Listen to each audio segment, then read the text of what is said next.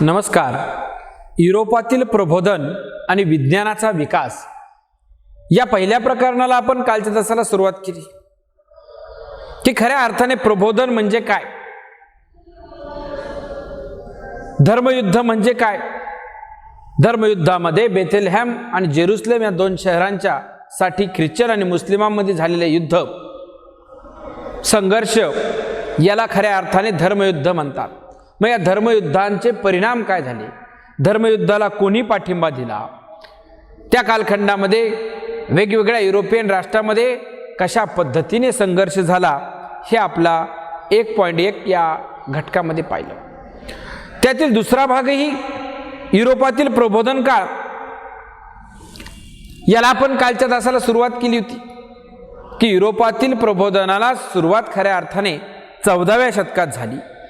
15वे आणि 16वे शतक युरोपातील प्रबोधनाचा उत्कर्ष काळ म्हणून ओळखला जातो. बुद्धिवाद वैज्ञानिक विचारसरणीवर या काळातील समाजाच्या संस्कृतीचा पाया घातला गेला आणि खऱ्या अर्थाने प्रबोधन युगाला सुरुवात झाली असं म्हटलं जातं. या काळातील माणसाच्या बुद्धीला, प्रतिभेला आणि जीवन पद्धतीला एक नवी दिशा या कालखंडामध्ये मिळाली होती. विश्वाची रहस्य वैज्ञानिक पद्धतीने कसे उलगडता येतील. यापूर्वी ईश्वर हा केंद्रबिंदू होता, तसं न राहता आधुनिक वैज्ञानिक युगामध्ये मानव हा या विचाराचा केंद्रबिंदू झालेला आहे. यालाच मानवतावाद असं म्हटलं जातं. या काळात धाडसी दर्यावर्दींनी वेगवेगळ्या प्रदेशांचा, वेगवेगळ्या ठिकाणाचा शोध लावण्याचा काम केलेलं आहे. वेगवेगळ्या ठिकाणी जात असताना राजांनी, राज्यकर्त्यांनी त्यांना मोठ्या प्रमाणात सहकार्य केलेलं आहे.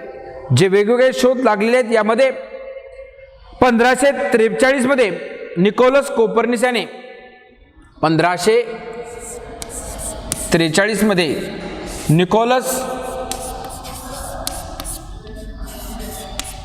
कोपर्निकस याने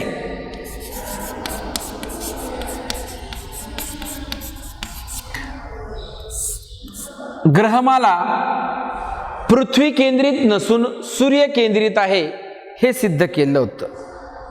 त्यानंतर 1609 ला गॅलिलिओने 1609 ला गॅलिलिओ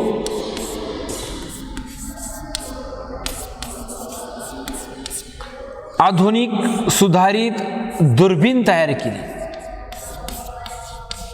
की ज्याच्या माध्यमातून या दर्यावर्दींना वेगवेगळ्या ठिकाणी नवनवीन भूप्रदेश, नवनवीन खडक की ज्या ठिकाणी मानवाला पोहोचता येईल, जाता येईल याचा शोध त्या कालखंडामध्ये लावलेला होता. कोपर्निकस, निकेलर आणि केपलर यांच्या सिद्धांताला सुद्धा गॅलिलिओने त्या कालखंडामध्ये पुष्टी देण्याचं काम केलं. गॅलिलिओने अरिस्टॉटलचं जे मत होतं की एखादी जड वस्तू हलक्या वस्तूच्या मानाने लवकर खाली पडते, हा सिद्धांत अरिस्टॉटलचा खोडून काढलेला आहे. पिसाच्या झुकत्या मनोराच्या सिद्धांताचं उदाहरण देऊन त्याने एखादी जड वस्तू हलक्या वस्तूच्या मानाने लवकर खाली पडेल या सिद्धांताला खोडून काढलं. हलकी आणि जड वस्तू दोन्ही जरी एकाच वेळेस आपण वरून खाली टाकल्या तर त्या वस्तूचं खाली पडण्याचा वेग हा सारखाच असतो हे त्याने उदाहरणानिशी स्पष्ट करण्याचं काम हे केलेलं आहे. त्याचबरोबर या दुर्बिणीच्या साह्याने आपणास दूरवरचं अंतराचं वस्तू स्पष्ट स्वरूपात दिसतात हे सुद्धा त्यांनी दाखवून दिलं. गुरुग्रहाचे 4 ग्रह किंवा गुरुग्रहाचे 4 उपग्रहाचा शोध या दुर्बिणीच्या शोधामुळे त्या कालखंडामध्ये लागलेला आहे. म्हणूनच खऱ्या अर्थाने निरीक्षण करणे, सिद्धांत मांडणे हे गॅलिलिओने सुरुवात केली. म्हणून या गॅलिलिओला आधुनिक प्रायोगिक विज्ञानाचा जनक म्हटलं जातं. काय म्हटलं जातं? आधुनिक प्रायोगिक विज्ञानाचा जनक म्हणजेच गॅलिलिओ. त्याने तदनंतरच्या कालखंडामध्ये की सूर्याला स्वतःभोवती फिरण्यासाठी 27 दिवस कालावधी लागतो हेही त्या कालखंडामध्ये त्यांनी पटवून देण्याचं काम, सिद्ध करण्याचं काम हे केलेलं होतं. वराह मिहिर यांनी बृहत संहिता हा ग्रंथ लिहिला. वराह मिहिर याने बृहत संहिता, की ज्या ग्रंथामध्ये त्या कालखंडामध्ये जे वेगवेगळे शोध लागलेले आहेत, तर जे नवनवीन विचार प्रवाह समाजासमोर येत होते, तर त्यांच्याविषयीची माहिती या 6व्या शतकात लिहिलेल्या वराह मिहिरनी लिहिलेल्या बृहत संहिता ग्रंथामध्ये दिलेली आहे. तदनंतरच्या कालखंडामध्ये वैज्ञानिक शोधामध्ये बंदुकीची, दारू आणि छपाई या क्षेत्रामध्ये मोठी प्रगती झालेली दिसून येते. युद्धतंत्रामध्ये बदल झाला. तलवारी, ढाली, बाणाच्या ऐवजी त्या ठिकाणी बंदुकीचा वापर मोठ्या प्रमाणात केला गेला, म्हणजे युद्ध पहिल्यापेक्षा विध्वंस बनत गेले. छपाईला सुरुवात झाली 1440 मध्ये जोहान्स गुटेनबर्गने. 1440 मध्ये जोहान्स गुटेनबर्गने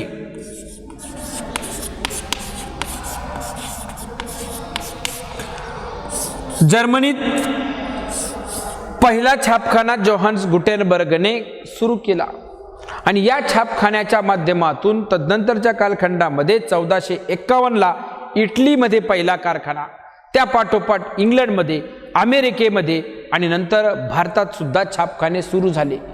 साहित्य, कला, विज्ञान या छापखान्याच्या माध्यमातून काही मोजक्या लोकांपर्यंत मर्यादित न राहता सर्वसामान्यांपर्यंत पोहोचू लागलं. वेगवेगळे मजकूर वर्तमानपत्रातून, नियतकालिकातून, मासिकातून, त्रैमासिकातून, षण्मासिकातून, वार्षिकीतून आणि वेगवेगळ्या ग्रंथातून आपल्यापर्यंत पोहोचवण्याचं काम केलेलं आहे. तर ते म्हणजेच जोहान्स गुटेनबर्ग याने पहिला छापखाना जर्मनीमध्ये सुरू केला आणि हे सर्व ज्ञान आपल्या सर्वसामान्यांपर्यंत पोहोचायला सुरुवात झाली. त्यानंतर या युरोपातील प्रबोधनातील पुढचा टप्पा म्हणजेच कॅथोलिक चर्च.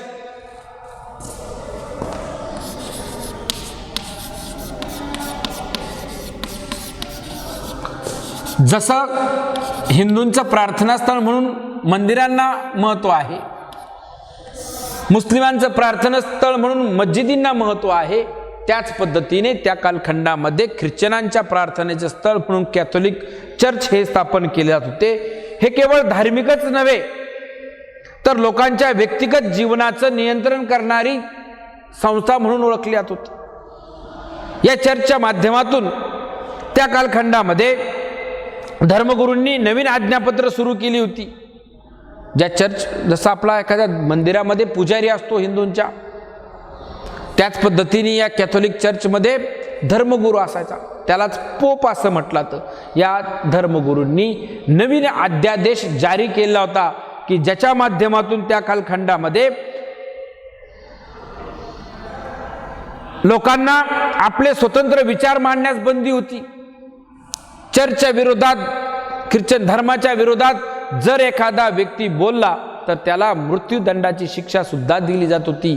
म्हणजे हा अध्यादेश या कॅथोलिक चर्चच्या माध्यमातून मांडला गेला की ज्या माध्यमातून केवळ धर्माचेच नव्हे तर मानवाच्या व्यक्तिगत जीवनाचं सुद्धा नियंत्रण केलं जात होतं. आणि या चर्चच्या विरोधात तदनंतर कालखंडामध्ये ज्यावेळेस विज्ञानाचा विकास झाला, ज्यावेळेस प्रबोधन झालं, त्यावेळेस लोकांनी आपले विचार मांडण्यास सुरुवात केली होती. तदनंतर आधुनिक विज्ञान कॅथोलिक चर्चच्या पाठोपाठ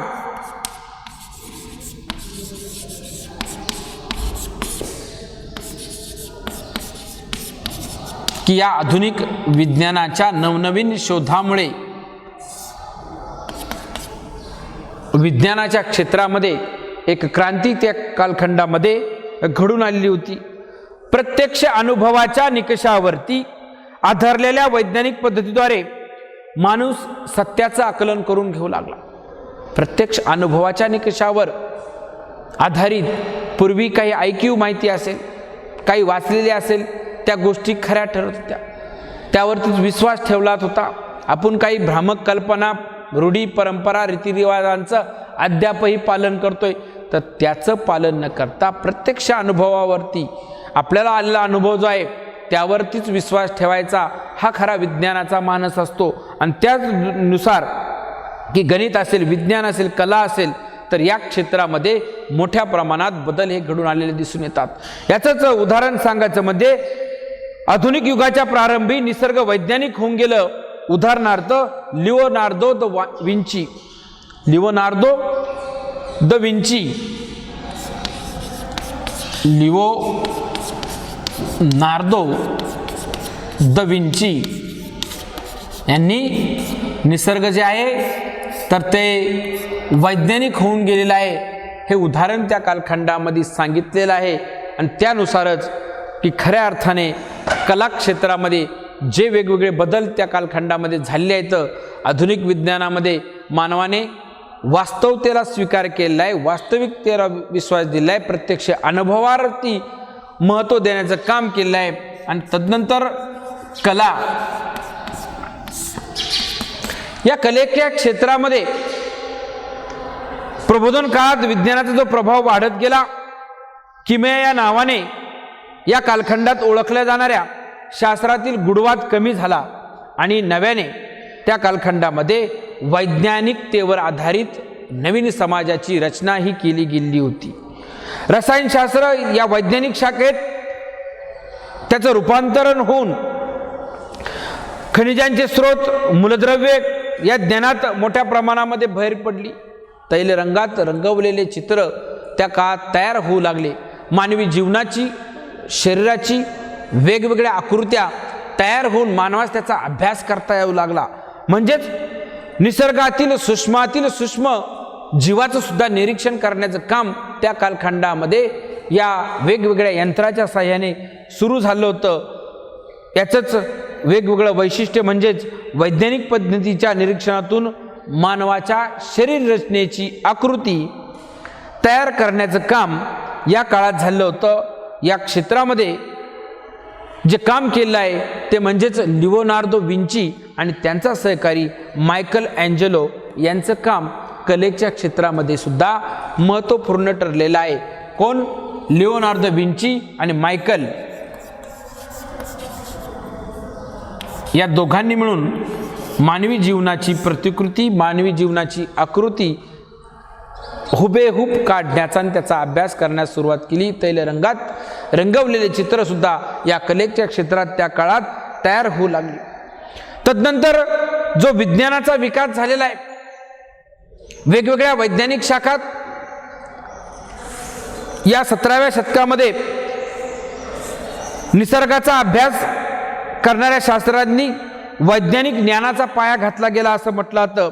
आणि याच काळात या शास्त्रज्ञांनी प्रत्यक्ष प्रयोगाद्वारे वैज्ञानिक सिद्धांतांना स्थलकालिक महत्त्व प्राप्त करून देण्याचं काम केलं होतं. नव्याने शोधून काढलेले नियम सूत्रबद्ध करणे, नवीन परिभाषा तयार करणे आणि यातून आधुनिक विज्ञान प्रगत होत गेला. म्हणजेच थोडक्यात जुन्या विचारावरनं अवलंबून राहता, जुन्या वेगवेगळ्या कल्पनावरनं थांबता नवनवीन शोध लावणे, निरीक्षण करणे, ते सिद्धांत मांडणे आणि त्याची वेगवेगळी रचना तयार करून येणाऱ्या पिढीला अभ्यास करण्यासाठी त्याचा उपयोग कशा पद्धतीने होईल यासाठी त्यांनी प्रयत्न केले होते. नवीन भाषा तयार करून आधुनिक विज्ञान प्रगत करण्याचं काम केलं होतं. आणि या क्षेत्रामध्ये वैज्ञानिक वेगवेगळ्या संस्था सुद्धा काम करत होत्या. म्हणजेच विज्ञानाचा विकास जो सुरू झाला, या विज्ञानाचा विकास आणि त्या क्षेत्रामध्ये काम करणाऱ्या वेगवेगळ्या वैज्ञानिक संस्था स्थापन झाल्या की ज्या संस्थेच्या माध्यमातून वेगवेगळे प्रयोग, वेगवेगळे सिद्धांत समाजासमोर मांडण्यास सुरुवात झाली होती. हे सिद्धांत मांडण्यासाठी या ज्या संस्था तयार झाल्या होत्या, वेगवेगळे शोध या संस्थेने लावलेले आहेत. तर रोममध्ये जी संस्था स्थापन झाली होती तिचं नाव होतं academic of the lynx eyed, म्हणजेच लिक्सियन अकॅडमी. रोममधील academy of the lynx eyed, त्यालाच लिक्सियन अकॅडमी असं म्हटलं होत होतं. दुसरी जी आहे फॉरेन्समधील फॉरेन्स अकॅडमी फॉर एक्सपेरिमेंट. त्यानंतर तिसरी जी आहे लंडनमधील royal society for improving natural knowledge. फ्रान्समध्ये फ्रेंच अकॅडमी ऑफ सायन्सेस या 4 देशामध्ये वेगवेगळ्या वैज्ञानिक संस्था स्थापन झाल्या, ज्याच्या माध्यमातून नवनवीन प्रयोग करणे, नवनवीन शोध लावणे आणि त्या शोधाच्या माध्यमातून एक विज्ञानाच्या क्षेत्रामध्ये विकासाच्या माध्यमातून देशाला प्रगतीपथावर नेणे हा त्यांचा हेतू होता. त्याच कालखंडामध्ये जे वेगवेगळे वैज्ञानिक शोध लागलेले आहेत, यामध्ये होका यंत्र असेल, दुर्बीण असेल, सूक्ष्मदर्शक यंत्र असेल, तापमापक यंत्र असेल, भारमापक यंत्र असेल, या यंत्रांच्या शोधाने एक नवी दिशा मिळाली होती. तुम्ही म्हणता कसं काय? तर होका यंत्राच्या माध्यमातून प्रवास करणाऱ्या दर्यावर्दीला दिशा ठरवताना त्याचा उपयोग होऊ लागला. दुर्बिणीच्या साह्याने नवनवीन भूप्रदेश शोधता येऊ लागले. सूक्ष्मदर्शक यंत्राच्या माध्यमातून छोट्यातल्या छोट्या जीवाचा, प्राण्याचा, सजीवांचा अभ्यास करता येऊ लागला. तापमापक यंत्राच्या माध्यमातून वेगवेगळ्या ठिकाणचे भौगोलिक शोध लावता येऊ लागले आणि भारमापक यंत्राच्या माध्यमातून वेगवेगळ्या वस्तूचं भार काय, वजन काय, त्या ठिकाणी कोणतं काम केलं जाऊ शकतंय, यासारखे नवनवीन कार्य जे आहे तर ते सुरू झाले होते. तदनंतरच्या कालखंडामध्ये याच क्षेत्रामध्ये रॉबर्ट बॉईल याने वायूचे घनफळ, रॉबर्ट बॉईल याने वायूचे घनफळ दाबाच्या व्यस्त प्रमाणात बदलते हे शोधून काढलं होतं की दाबाच्या व्यस्त प्रमाणात वायूचे घनफळ बदलते. हा शोध कोणी लावला? रॉबर्ट बॉईल याने लावलेला आहे.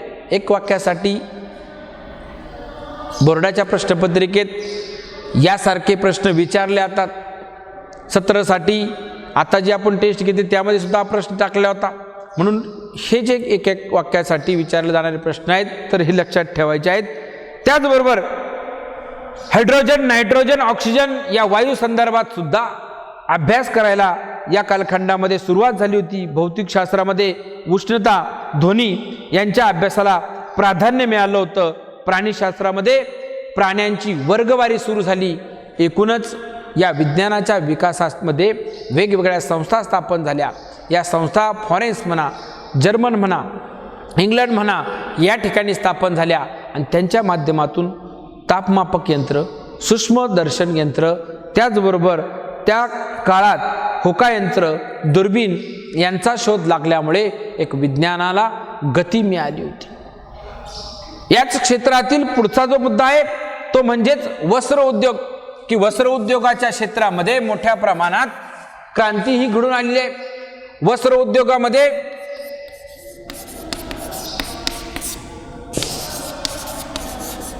कापड तयार करण्यासाठी जे वेगवेगळे यंत्र त्या कालखंडामध्ये तयार झालेले आहेत तर त्याची माहिती आपण पाहणार आहोत. पूर्वीच्या कालखंडामध्ये भारतामध्ये, इंग्लंडमध्ये पारंपरिक पद्धतीने वस्त्र विणण्याचं काम केलं जात होतं.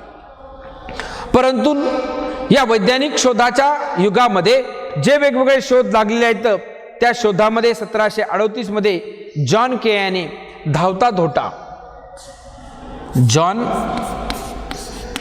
के याने धावता धोटा शोधून काढला. धावता धोटा हे यंत्राचं नाव आहे. कापड तयार करणारं यंत्र म्हणून याचा उपयोग हा केला तो की ज्याच्या माध्यमातून पारंपरिक पद्धतीने वस्त्र विणण्यापेक्षा अधिक गतीने वस्त्र विणण्याचं काम हे होऊ शकतं. तदनंतर या धावत्या धोट्यानंतर त्याचा पुढचा टप्पा म्हणजेच स्पिनिंग जेनी, जेम्स हरग्रीव्ज याने स्पिनिंग जेनी, जेम्स हरग्रीव्ज याने स्पिनिंग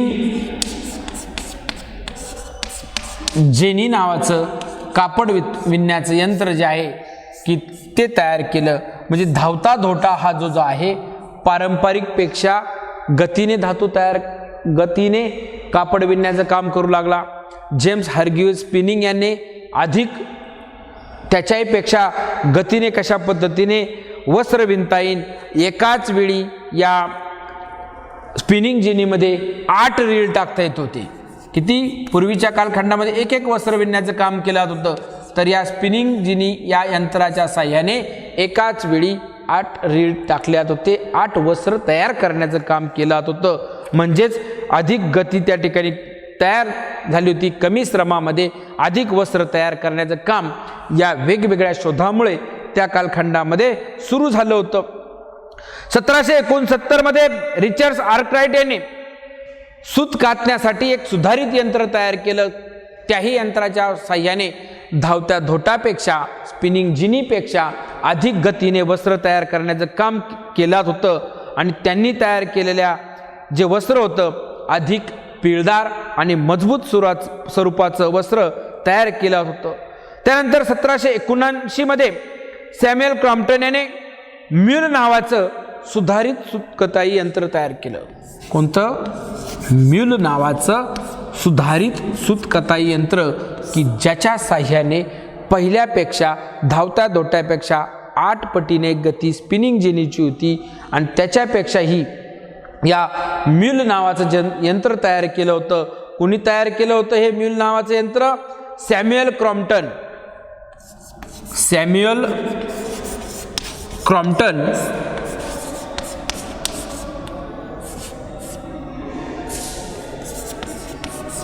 याने हे म्यूल नावाचं यंत्र केलं आणि पहिल्यापेक्षा धावत्या धोट्यापेक्षा स्पिनिंग जेनी 8 पटीने आणि त्याच्याही पेक्षा ह्या म्यूलचा गती होती 200 पटीने अधिक.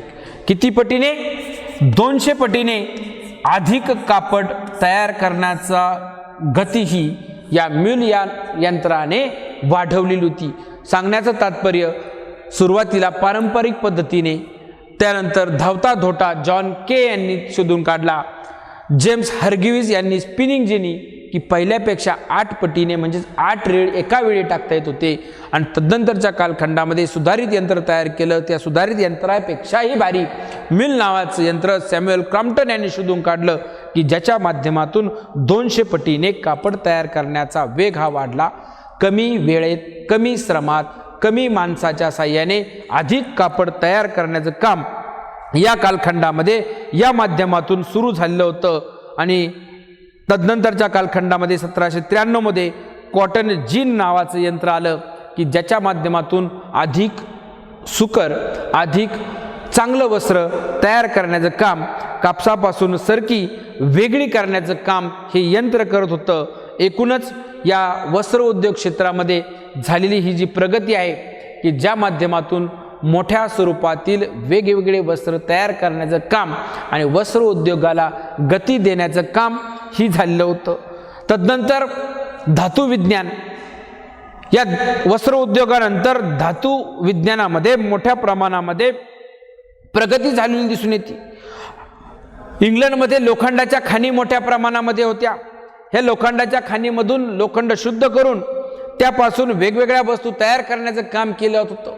लोखंड वितळवण्यासाठी पूर्वीच्या कालखंडामध्ये लाकडाचा उपयोग केला होता. मग लाकडाच्या साह्याने कमी प्रमाणात लोखंड तयार केलं होतं. कमी प्रमाणात त्या ठिकाणी लोखंड तयार करण्यासाठी अधिक वेळ लागायचा, लाकडावरची उष्णता कमी होती. तर लाकडाच्या ऐवजी दगडी कोळशाचा वापर केल्यामुळे त्या उच्चतम तापमान असणाऱ्या भट्ट्या तयार करण्यात आल्या. परिणामी लोखंडाचं उत्पादन हे मोठ्या प्रमाणात त्या ठिकाणी वाढलेलं होतं.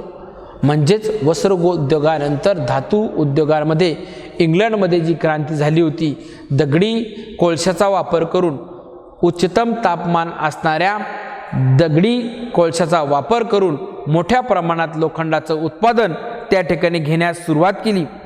आणि त्याचा वापर केल्यामुळे मोठ्या प्रमाणात 1873 मध्ये लोखंडाचा रस साच्यात ओतून लोखंडी पट्टिका तयार करण्याचं काम सुरू झालं. या लोखंडी पट्टिकेचाच रेल्वे रुळ असं म्हटलं जातं. रेल्वे रुळाच्या साह्याने संपूर्ण देशामध्ये या रेल्वेचं जाळं पसरवलं गेलं आणि ज्या लोखंडी पट्टीचा वापर वेगवेगळे यंत्र तयार करण्यासाठी केला होता, त्याच्याच साह्याने रेल्वे रुळ तयार केले जाऊ लागले.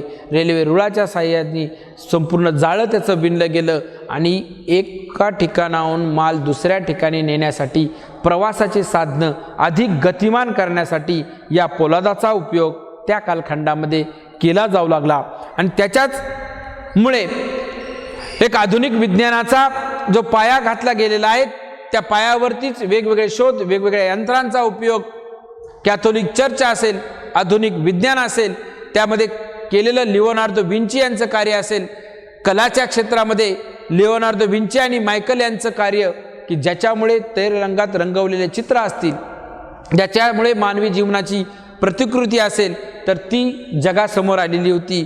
विज्ञानाच्या विकासात वेगवेगळ्या संस्था स्थापन झाल्या, इंग्लंड असेल, फॉरेन असेल, फ्रेंच असेल या ठिकाणी.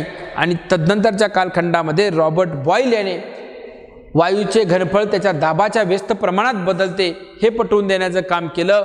वस्त्र उद्योगामध्ये जॉन के याने धावता धोटा, जेम्स हर्ग्यूज याने स्पिनिंग जेनी की ज्यामध्ये खऱ्या अर्थाने 8 रीळ टाकता येतात आणि म्यूल या यंत्राच्या साह्याने सॅम्युएल क्रॉम्प्टन याने एक क्रांती घडून आणली की 200 पटीने त्यांचा वेग 200 पटीने त्याचा वेग त्यांनी वाढवण्याचं काम केलं होतं. पुढच्या तासाला आपण राहिलेला जो घटक आहे तर तो घेणार आहे.